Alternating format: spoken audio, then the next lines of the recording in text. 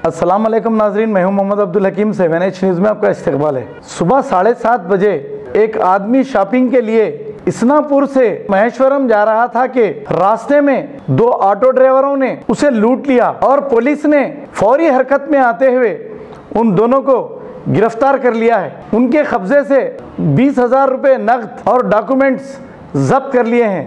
आइए देखते हैं अहमद की ये रिपोर्ट।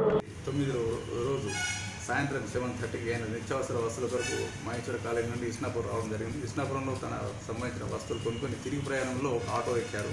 ఆటోలో ఆల్రెడీ ఇద్దరు ప్యాసింజర్స్, డ్రైవర్ ఉన్నారు.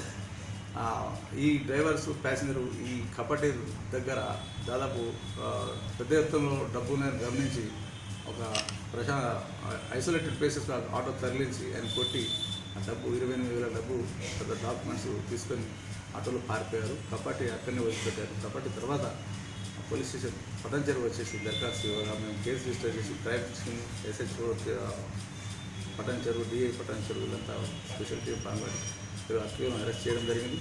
ఆటో తర్వాత దొంగిలించినటువంటి 20,000 రూపాయలు కూడా రికవర్ చేశాము. అరెస్ట్ చేసి కోర్టుకు తరలిస్తున్నాము. వీళ్ళు నిర్మానుష్య ప్రదేశం ఉన్నది ఎంత ఎక్కడికి తీసుకెళ్ళారు? ఇదే మన ఇస్నాపూర్ ఉన్నది. ఇస్నాపూర్ నుంచి మహేశ్వర్ కాలేజ్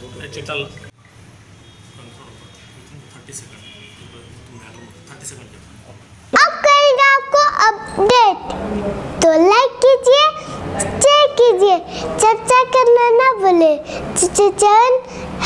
न्यूज़ आपकी आवाज़।